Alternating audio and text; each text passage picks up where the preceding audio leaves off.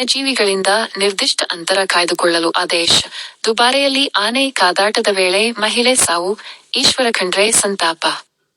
ಕೊಡಗು ಜಿಲ್ಲೆ ದುಬಾರೆ ಶಿಬಿರದಲ್ಲಿ 2 ಸಾಕಾನೆಗಳ ಕಾದಾಟದ ವೇಳೆ ಅನಿರೀಕ್ಷಿತವಾಗಿ ಆಯತಪ್ಪಿ ಬಿದ್ದು ಆನೆಯ ಕೆಳಗೆ ಸಿಲುಕಿ ಮಹಿಳೆಯೊಬ್ಬರು ಮೃತಪಟ್ಟಿದ್ದು, ಅರಣ್ಯ, ಜೀವಿಶಾಸ್ತ್ರ ಮತ್ತು ಪರಿಸರ ಸಚಿವ ಈಶ್ವರ ಬಿ ಖಂಡ್ರೆ ಸಂತಾಪ ಸೂಚಿಸಿದ್ದಾರೆ. ಇದು ಅತ್ಯಂತ ಆಘಾತಕರ ಘಟನೆ. ಆನೆಗಳನ್ನು ಸ್ನಾನ ಮಾಡಿಸುವಾಗ ನದಿಯ ಬಳಿ ನಿಂತು ನೋಡುತ್ತಿದ್ದ ತಮಿಳುನಾಡಿನ ಪ್ರವಾಸಿ ಮಹಿಳೆ ತುಳಸಿ, 33, ಈ ಅಪಘಾತದಂತಹ ಘಟನೆಯಲ್ಲಿ ಮೃತಪಟ್ಟಿದ್ದಾರೆ ಎಂದು ಅಧಿಕಾರಿಗಳು ತಮಗೆ ತಿಳಿಸಿದ್ದು, ಇದು ಅತ್ಯಂತ ನೋವಿನ ಸಂಗತಿ. ಮೃತರ ಆತ್ಮಕ್ಕೆ ಶಾಂತಿ ಸಿಗಲಿ, ಈ ನೋವನ್ನು ಭರಿಸುವ ಶಕ್ತಿಯನ್ನು ಅವರ ಕುಟುಂಬದವರಿಗೆ ದೇವರು ನೀಡಲಿ ಎಂದು ಸಚಿವರು ಪ್ರಾರ್ಥಿಸಿದ್ದಾರೆ.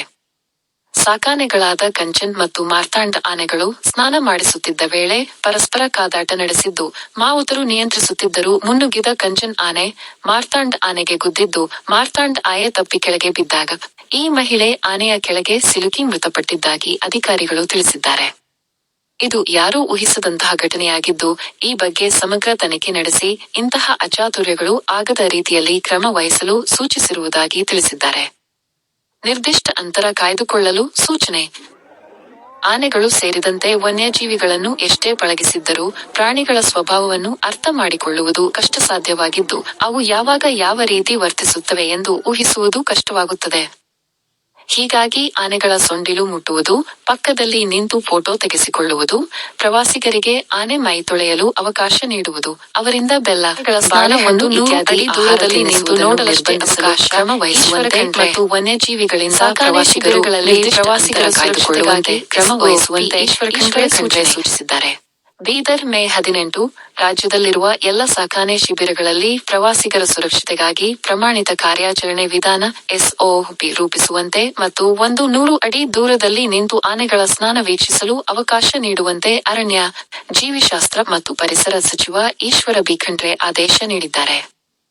ಪ್ರಧಾನ ಮುಖ್ಯ ಅರಣ್ಯ ಸಂರಕ್ಷಣಾಧಿಕಾರಿ ಮತ್ತು ಮುಖ್ಯ ವನ್ಯಜೀವಿ ಪರಿಪಾಲಕರಿಗೆ ಈ ಸಂಬಂಧ ಸೂಚನೆ ನೀಡಿರುವ ಅವರು, ದುಬಾರೆ ಸಾಕಾನೆ ಶಿಬಿರದಲ್ಲಿ 2 ಆನೆಗಳ ನಡುವೆ ನಡೆದ ಕಾದಾಟದ ವೇಳೆ ಮಹಿಳೆ ಮೃತಪಟ್ಟಿರುವ ಹಿನ್ನೆಲೆಯಲ್ಲಿ ಪ್ರವಾಸಿಗರ ಸುರಕ್ಷತೆಗೆ ಹೆಚ್ಚಿನ ಆದ್ಯತೆ ನೀಡುವ ಅಗತ್ಯ ಪ್ರತಿಪಾದಿಸಿದ್ದಾರೆ.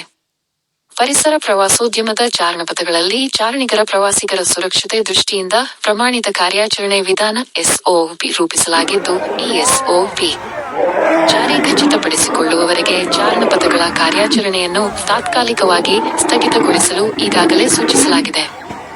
ಅದೇ ಪ್ರಕಾರವಾಗಿ ಸಾಕಾನೆ ಶಿಬಿರಗಳಿಗೆ ಬರುವ ಪ್ರವಾಸಿಗರ ಸುರಕ್ಷತೆಯ ದೃಷ್ಟಿಯಿಂದ SOP ರೂಪಿಸಲು ನಿರ್ದೇಶನ ನೀಡಿದ್ದಾರೆ.